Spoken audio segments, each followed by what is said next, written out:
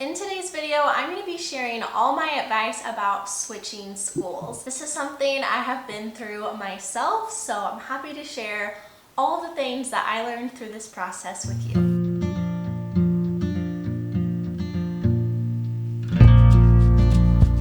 Hey, I'm Melody Munch. I'm here to make your job easier and more engaging for your students. But as I mentioned, this video is just about you as the teacher because moving schools can be a really big deal, and sometimes you just need a little bit of extra advice on how to transition through that process. I have 5 tips to share with you that helped me when I went through the switching schools process between years 5 and 6 of my teaching journey. But before we dive into the tips, I first just want to acknowledge that moving schools can be really hard. People move schools for so many different reasons. Sometimes it's because of physical location move, or maybe you got your master's and you want to use your new degree in another position. Or sometimes it might just be because the school you're at is no longer a good fit for you and you're seeking to find something that suits you better. Whatever the reason, moving schools can feel like a lot because you are picking everything up. It's a lot of work to take down your classroom and bring it somewhere else, and you don't exactly know what the new school is going to be like. So I just want to acknowledge that if you're feeling lots of things, you're not alone. Take a deep breath. It's going to work out, and I believe you are going to find a new school that is the perfect fit for you. When I was going through this process myself, I was really excited because I was seeking to find a school that was a better fit for me and that would really celebrate the teaching gifts that I brought to the table. But of course, as I mentioned, it was still very bittersweet to leave very dear people behind, and it was where I taught my first 5 years, so to leave that atmosphere was hard because I poured so much into it, and having to physically move my classroom was just a ton of work because when you stay in the same place for multiple years, you just accumulate a lot of stuff, and it's quite challenging to move all of that out. But ultimately, I was still really excited because I knew that what was coming was going to be a better fit for me. And these 5 tips I'm going to share with you really helped me to successfully find that place. I'm happy to share that moving schools worked out so well for me. It was probably the best thing I did for my teaching career because when I found that fit that really felt right for me, I felt so much more free to teach and just be able to be my best teacher self because I was in a place that I felt cared for and supported. The first thing I did when I was starting to think about switching schools is my tip number 1, and that is to do your research. Research like crazy because moving schools is too much effort to go to a new school that is not going to be a place you want to stay long term. So make sure you research different schools and districts in your area to really see who you are going to vibe with. Of course, each school and principal is going to be unique, and you're going to need to interview with them to really decide for sure exactly which school is going to be for you. But in a general sense, you can learn a lot just by getting online, looking at each district, reading their vision statements, look at their social media pages, and pay particular attention to what they celebrate. What are they talking about? What are the things that they raise to the top of people's radars? What do they celebrate in their teachers? Because that's likely what they're going to be looking for whenever they hire new ones. Try to find a district that really aligns with what you believe education should look like so that when you're stepping into that interview process, you already know your values are most likely going to align. Once I knew what district I wanted to work for, I took it a step further by researching each individual elementary school within the district because I really wanted to go in kind of having a few key elementary schools in mind that I wanted to try to get interviews with. Luckily, my district did have a job fair, so I also had the chance to meet the principals of all of these different elementary schools, and that really helped narrow my selection down even further. But before I even got to the job share, I had 5 or 6 elementary schools out of the 16 that we had starred because I knew those were the ones I wanted to make sure I went to first. I wanted to make sure they got my resume, my lookbook, which I'll talk about more in a minute, and I wanted to make a good impression on those people specifically because I'd already saw evidence online that I could be a good fit for them. Of course, each area is going to be unique in how they do things, but in my area, they had a job fair in early or mid-February, so I was already sure that I was switching schools in January. It's when I had made my ultimate decision. In February, I had selected the district and gone to the job fair. And by the end of February, I had interviewed and selected my school and accepted an offer. This brings me to tip number 2, which is to freshen up your teacher resume. If you're like me, I didn't really touch my resume while I was teaching, so I kind of didn't have one when it came time to switch schools because my first one was very outdated from when I was applying straight out of college. So I really had to revamp it, which is why I made a new fresh template that has all the key information on one page. And I do offer this template in my TPT store if it's something you want to use. It's plug and play. You just plug all your information in the PowerPoint, print it out, and it's ready to go. In your resume, I would make sure to include specific experiences you have done at your school that could highlight the values and skills you bring to the table. For example, if you were in charge of any committees, that would be something good to highlight, or if you were in charge of planning a specific subject, or if you offered any trainings at your school or had any kind of leadership role. Those would all be really good things to highlight. I also think it's good in your resume to provide a vision statement at the top that just showcases what you care most about in education.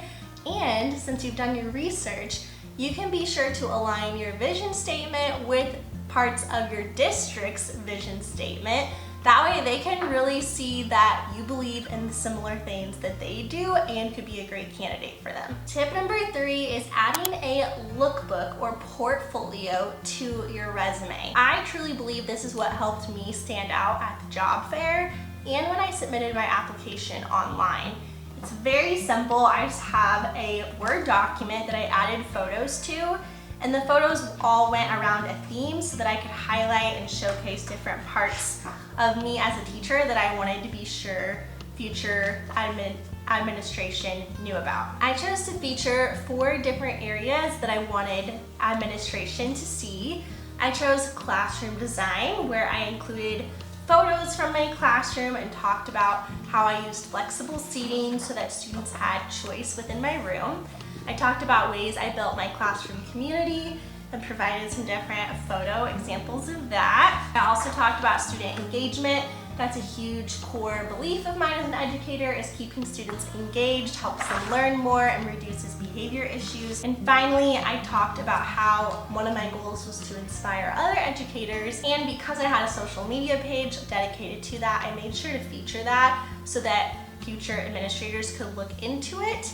And I knew that that was something for me personally that I wanted them to know about, because if they had a problem with me having a page, I was not going to be a good fit for them as a teacher. So that was a way to kind of cover my bases and let them know about things like that. I also included a picture of my class pet because I was going to be bringing him with me to my new school, and I wanted to make sure they were fully aware of all of the things that came with me as a package deal, so that when they were saying yes to me, they had all of that info already included. I heard from multiple administrators that this really stood out to them because it's something that not everyone was doing, and it really helped them remember me because they had photos to go along with my resume that helped them see who I would be at their school. This template is also included in the resume download that I offer in my store. This template is made in Microsoft Word, so you would need that program to edit this template. So now you've selected your school,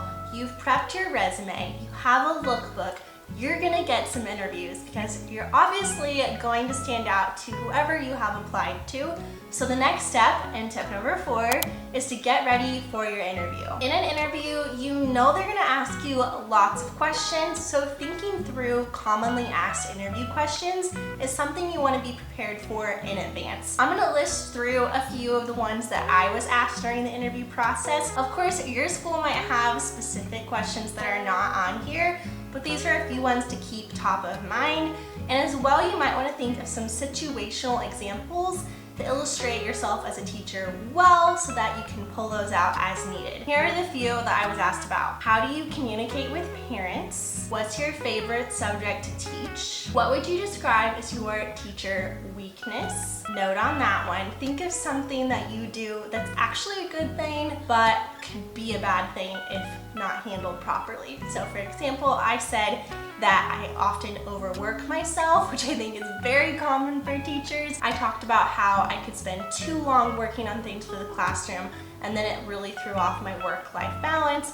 So that was my weakness, was working too much. Think of a situational example where you solved a problem in the classroom. You probably do that 25 times a day, but we're not like taking notes of the problems that we solve, so that's a good one to have a situation for. Talk about your teacher's strengths. What is your philosophy for classroom management? How do you work with other teachers? How do you build relationships with your students? What are things you do to engage your students? What would you do if coworkers were gossiping? How do you handle a frequently misbehaving student? How do you handle a failing student? And of course, the generic, tell us about yourself. They often start interviews with that one, and that can stump me a lot, so make sure you have a little answer prepared for that. These are just a few questions. Like I said, not an exhaustive list, but I also love to know if you've been to an interview recently, what questions were you asked, or in particular, what questions stumped you that we should all be getting ready for? Let us know what those were in the comments so I can add those to my list. My final tip number 5, is to make sure you are also ready to ask questions in the interview. You want to be asking questions, one, so that the future administrator or whoever's in the interview knows you're really interested in working for them and that you're not just there to answer their questions, but you also have questions for them. And 2, because there's some information you need to know. You are interviewing them too because you are trying to find your right fit school. You're not just taking anyone. So you need to ask some questions to make sure they're going to be a good fit for you. Obviously, you're going to tailor the questions that you would ask to the school you're at if you have any specific questions about how they run things. And you're also going to tailor them to what values are most important for you.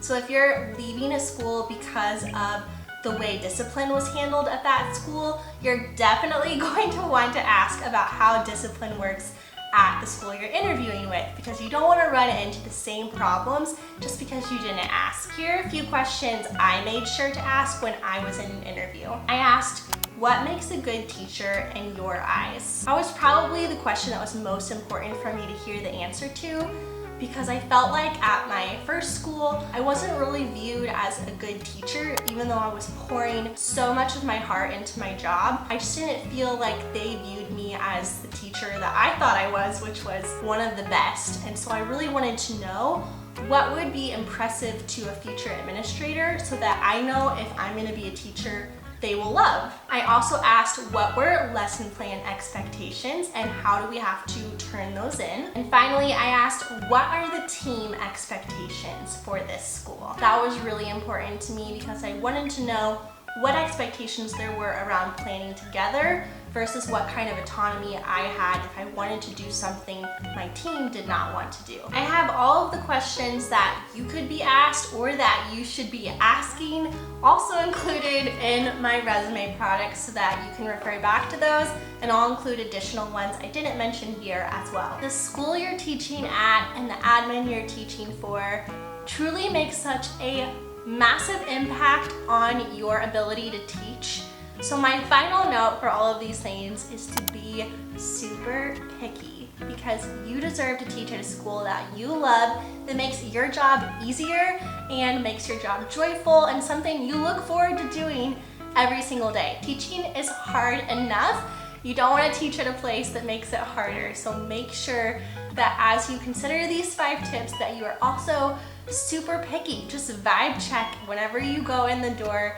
See how you feel in that space and see if you can envision yourself thriving in that space along with the people that are there. I'm a very intuitive person, so for me, I could feel in my gut after I met my admin and I walked into the school, I felt like it was my home. I felt like it was where I was supposed to be, even though it was extremely different than what I was used to. I just knew that it was going to be the spot where I could really thrive, and it was. I'm so happy to say that it was really the best choice I could have made, and I'm so happy that these tips that I just shared were things that were helpful to me, and I believe they're going to be helpful to you. I wish you the best of luck on your job switching process, and I'm here to answer any questions, so leave them in the comments and I would love to get back to you. Thank you so much for watching this video, and I will see you in the next one. Bye!